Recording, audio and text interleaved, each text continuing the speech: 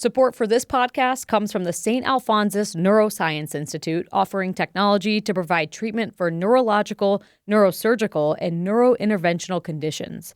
This includes a dedicated neurotrauma ICU for critical care of the brain or spine and a 24/7 stroke team.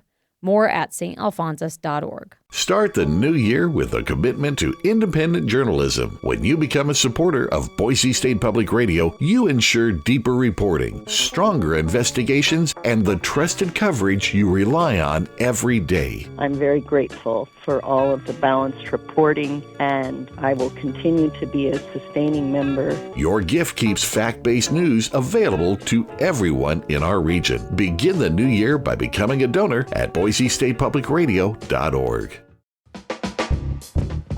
From Boise State Public Radio, this is The Connector. It's Idaho's Daily News. Good morning. I'm George Prentice.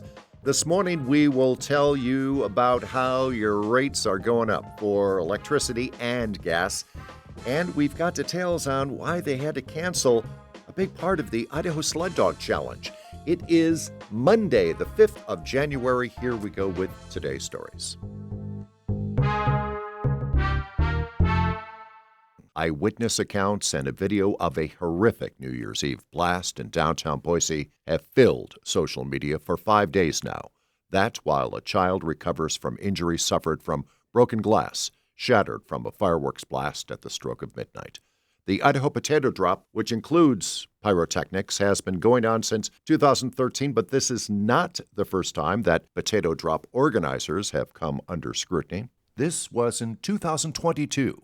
I think we collectively feel like we have said, hey, please don't do this again, a lot of times. This is Boise Director of Community Engagement Maria Wigg. In previous years, city officials had chastised organizers for not following proper COVID precautions, not having proper ADA accommodations, and issues regarding fireworks. This was in 2022. Fireworks, the zone fencing was not set up as presented or recommended. I think the state fire marshal is going to have a lot to say about that moving forward. I mean, there's a lot of really precious stuff right around that Capitol Mall area, and we think all would want to make sure that we're protecting that as well as the human beings that are participating in the event as much as humanly possible. Back in 2022, organizers said they had addressed the outstanding issues laid out by the city's Special Events Committee.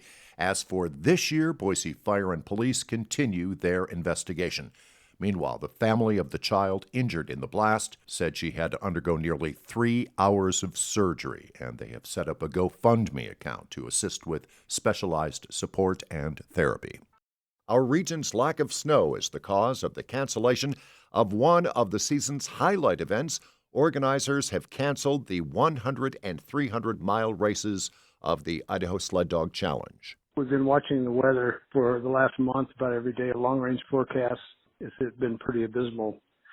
They reported miles of just bare ground on a lot of our trails. This is race founder Jerry Wortley. We need about a 70% confidence before we could proceed. We only had really about a 40% confidence that the trail would come in by the time we need it. Now, he says there is a chance that the Warm Lake stage race might occur.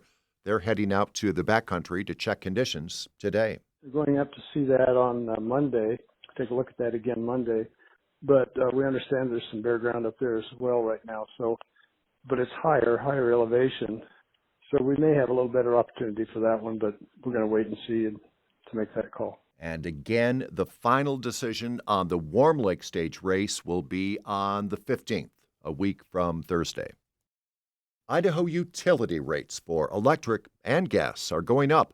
Troy Oppie reports on the rate hikes which have taken effect with the new year. In December's final days, the Idaho Public Utilities Commission approved rate increases for both Idaho Power and Intermountain Gas Company. Gas rates will rise about 6%, about $2.50 a month more for the average residential customer. Intermountain will also increase its monthly service fee by $3 more. Those increases were less than what was originally requested. Power rates will rise more than 7%, about $12 a month more for average users, but that's just over half of what the utility wanted, citing rising operational and infrastructure costs. The commission in news releases announcing the changes say it balanced the needs for utilities to cover costs and burdensome increases for customers.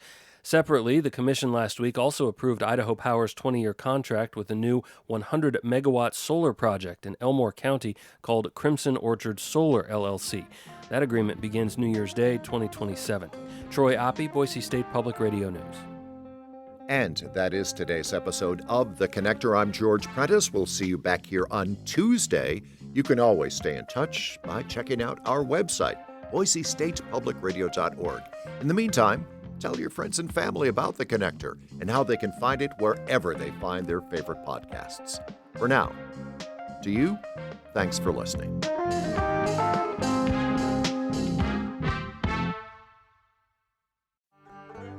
Hey, I'm Peter Pruitt from Zoo, Idaho. And I'm Dr. Leif Tapinola with the Idaho Museum of Natural History. Together we host The Nature of Idaho, a podcast all about how our state's amazing landscapes, wildlife, and geology shape life here in the Gem State. Each week we dive into nature stories from across Idaho, everything from fossils to forests, and sometimes even a few fun facts you can share on your next hike. So join us as we celebrate everything that makes wild Idaho special. Listen to The Nature of Idaho from KISU, wherever you get your podcasts, or at KISU.org.